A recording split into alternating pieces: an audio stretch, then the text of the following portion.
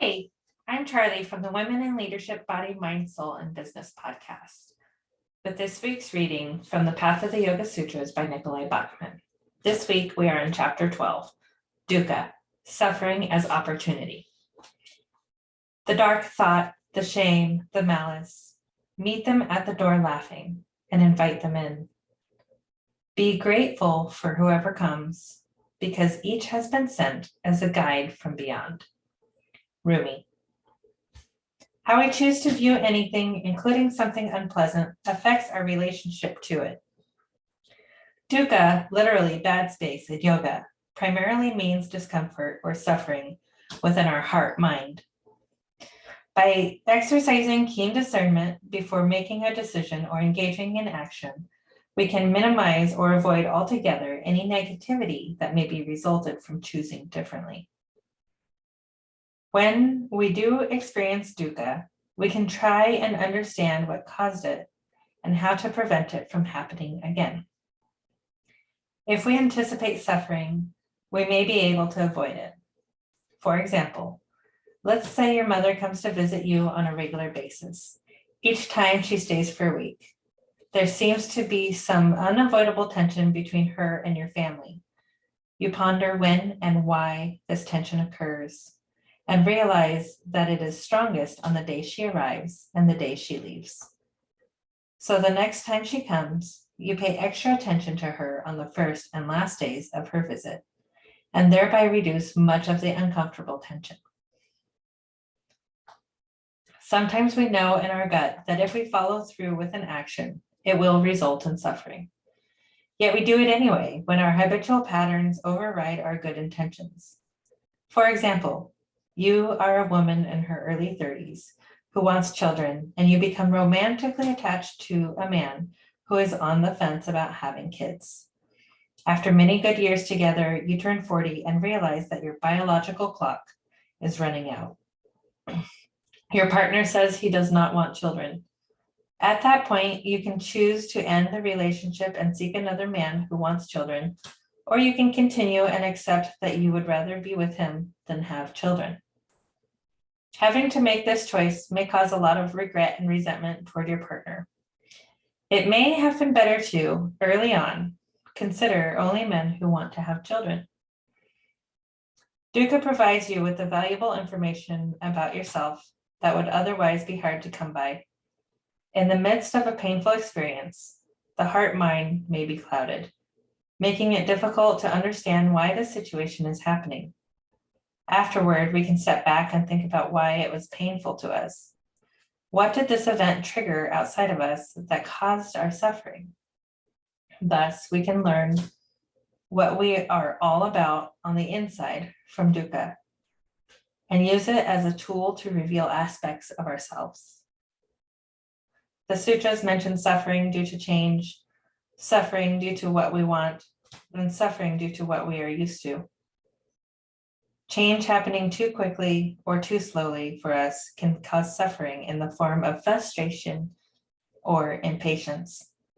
For example, you are naturally inflexible and are practicing yoga postures diligently. When you practice too hard, injury results and you have to take a break. When your practice is too mild and you do not progress as quickly as you wanted, you may become frustrated to the point where you feel like quitting altogether and spending time on something else. Accepting the pace at which your body can change and practicing accordingly can help you avoid this form of suffering. The inability to satisfy our desires when we want change, but it doesn't happen, causes suffering as well. For example, we're driving a beat-up 15-year-old car. Even though we really want a newer car, we will never be able to afford it. So when a friend who has a nice new car with all the bells and whistles takes us out in it, we experience a bit of envy and frustration. If discomfort arises when something we are used to changes beyond our control, when a change happens that we don't want, dukkha is there too. For example, you and your husband have been living in the same house for 20 years when he is transferred to a job in a foreign country. Because of the new country's vastly different cultural norms, You're forced to completely change your lifestyle and daily routines. This kind of unexpected and/or unwelcome transition can be painful. Greed is a form of suffering that can grow stronger over time. First, we want more than we need, and then we begin taking from others when necessary. Finally, even though we are already wealthy, we stoop to deceit and corruption to get more. Another manifestation of suffering is anger, which can grow from annoyance to verbal jabs to violence. Delusion is also a type of dukkha and can range from simply thinking we know what we do not to full-on schizophrenia. There are 4 stages to reducing suffering, much like the 4 noble truths of Buddhism. First, identify the symptoms of suffering. Second, find its cause. Third, set an intention of eliminating the cause. Last, put into practice the means of eliminating the cause. The triad of tools within Kriya Yoga are designed to diminish future suffering. We can also reduce future suffering by looking closely at how our habitual patterns determine our reactions, listening to and watching people we respect and consider wise, and finally, using our own discrimination before embarking on a decision or action.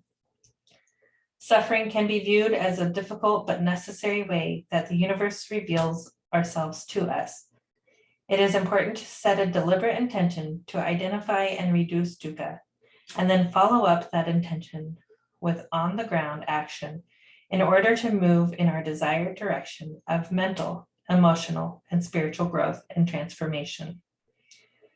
If we are mindful of this long-term commitment, we can avoid much suffering by using keen discernment to anticipate possible future pain, then taking action to bypass it. Thoughts. Suffering offers insight into my deeply held patterns and conditioning. If I learn from the mistakes and misfortunes experienced by myself and others, then I can avoid or reduce future suffering. I strive to make conscious choices with a discerning heart-mind. Exercises. Think of a painful experience. What could you have done differently to avoid it? And what can you do to keep it from happening again? What valuable lessons have you learned from your mistakes?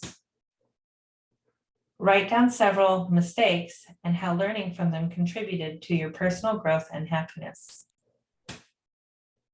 How might contemplation and discernment help you better change and find the opportunity within suffering? Thank you for joining us today. We will be discussing this chapter later on our Facebook Live, as well as it will be our theme for the week when talking with our guests on our podcast. And to get all that information and get connected to all those different things, we have a lot of really exciting things going on. Make sure you like, share, and follow us on social media. If you like what we do, please share that with others. And we're in all the places, so check out our link tree below or in the comments, and we will talk to you soon. Thank you.